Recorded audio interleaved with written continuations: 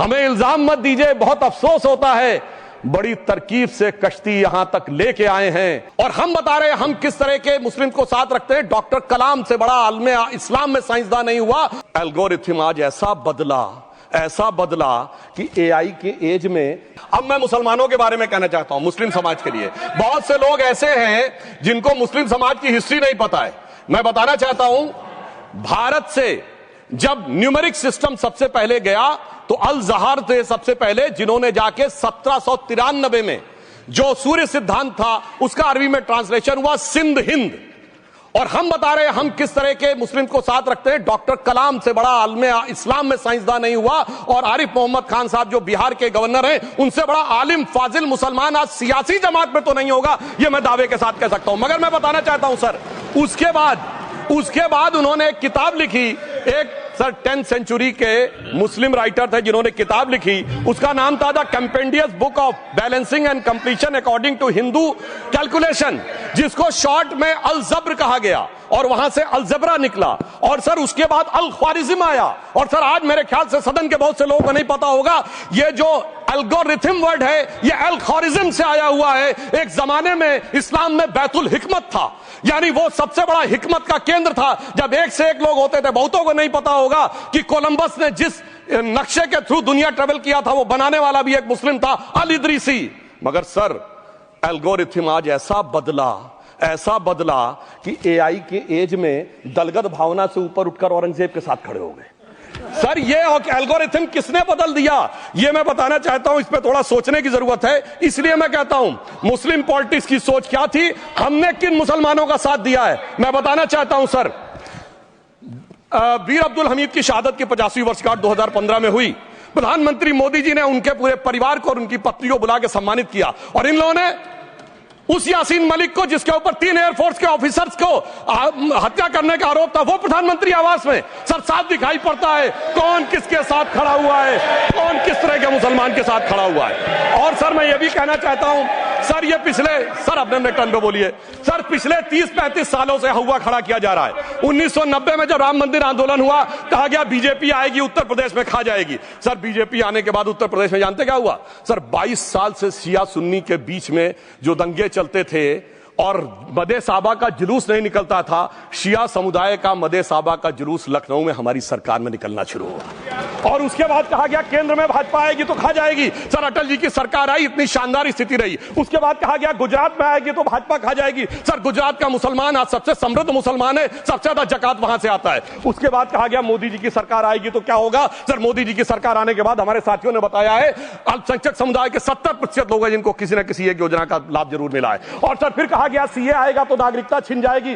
Sir उसके बाद भी आपने सब देखा और सर हम बचपन में सुनते थे कि राम मंदिर बनने लगेगा तो मिडिल ईस्ट के देश पेट्रोल देना बंद कर देंगे। सर राम मंदिर भी बन रहा है और भारत मिडिल ईस्ट कॉरिडोर भी बन रहा है और अबू धाबी में भी मंदिर बन रहा है और 4 मुस्लिम देशों ने सर्वोच्च नागरिक सम्मान मोदी जी को दिया हुआ है। इसलिए मैं कहना चाहता हूं सर, मर्ज हो तो उसका इलाज किया जा सकता है। जैसे हमारे यहां वैद धनवंतर माने गए हैं, इस्लामी अकीदे में वैद हकीम लुकमान माने गए, तो कहा गया है उनके लिए कि इसमें क्या रखा है, देखे है जो तू आन के पास, बदगुमा वहम की दारू नहीं लुकमान के पास। यानी मर्ज का इलाज है पर वहम का इलाज तो हकीम लुकमान भी नहीं कर सकते जो आपने पाल कर रखा है। मैं कहना चाहता हूं हम किन मुसलमानों की बात करते हैं, आप गंगा जमुनी तहजीब की बात करते हैं। सर दारा शिकोह औरंगजेब का बड़ा भाई था, उसने उपनिषदों का अध्ययन किया, संस्कृत में अनुवाद कराया और नाम रखा सिर्राए अकबर, यानी वर्ड्स ऑफ गॉड। मैंने किसी को दारा शिकोह की जयंती मनाते हुए नहीं देखा।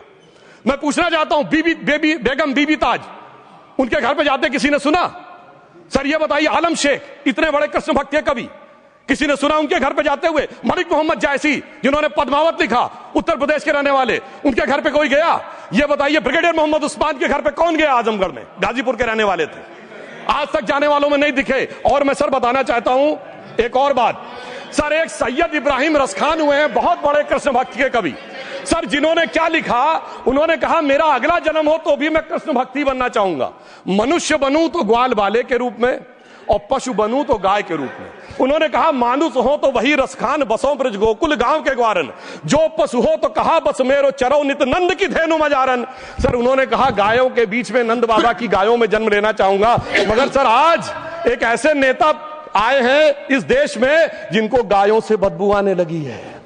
तो उनके लिए मुझे मेरे मन में भाव आता है सर कि श्री रामचंद्र कह गए सिया से ऐसा कलयुग आएगा, गोपालक श्री यदुवर कुल में एक ऐसा नेता आएगा जिसे बकरे कटने में खुशबू मिलेगी, गौ माता में बदबू पाएगा। रामचंद्र कह गए सिया से कैसा कलयुग आएगा। अब सर मैं एक और बात भी कहना चाहता हूं, हम किनको मानते हैं सर? नजीर अकबराबादी को सुनिए, कृष्ण भक्त के लिए क्या कहा। सर मैं एक बोलना चाहता हूं, बुल्ले शाह ने क्या कहा? बुल्ले शाह ने कहा, अभी होली गुजरी है, उसने कहा था आज होली खेलूंगी मैं, कर बिस्मिल्लाह। उन्होंने आगे कहा, अलस्तु बिरबिकुम प्रीतम बोले, सब सखियों ने घूंघट खोले, नाम नबी की रतन चढ़ी, सुनिएगा, नाम नबी की रतन चढ़ी और बूंद पड़ी अल्लाह अल्लाह, आज होली खेलूंगी मैं, कर बिस्मिल्लाह। तो मैं भी कहता हूं अब बिस्मिल्लाह करिए और उसके बाद हमारे इस सहयोग करिए, इस सकारात्मक उसका, वरना अल्हम्दुलिल्लाह जो हम मुसलमानों के लिए और देश के लिए करना चाहते हैं उसमें हमें सफलता जरूर मिलेगी। अंत में मैं सिर्फ यह कहना चाहता हूं सर, तमाम प्रकार की बातें यहां पर हुई, सकारात्मक और नकारात्मक, मगर अफसोस की बात यह है कि 1913 के वक्फ वाल औलाद से लेके 2013 के वक्फ वाल औलाद तक इनकी फितरत नहीं बढ़ती, क्योंकि सर ये तो पार्टियां ही अल औलाद है, तो इनको तो उससे बहुत ज्यादा वो होगी। पर मैं सिर्फ अंत में कहना चाहता हूं सर, अपनी सोच बदलिए। आप जिस कश्ती पे सवार होकर इस दरिया को पार करने की कोशिश कर रहे हैं, पिछले 75 साल में नहीं कर पा रहे हैं, 10-12 साल में बहुत हिचकोले खा रहे हैं, तो कश्ती और रास्ता बदलिए। तो इनके लिए अंत में एक पंक्ति कहते हुए बात समाप्त करना चाहूंगा कि इन्होंने कश्ती भी नहीं बदली, दरिया भी नहीं बदला, पर इन डूबने वालों का जज्बा भी नहीं बदला, पर है शौक सफर ऐसा, एक उम्र हुई हमने, मंजिल भी नहीं पाई, रास्ता भी नहीं बदला।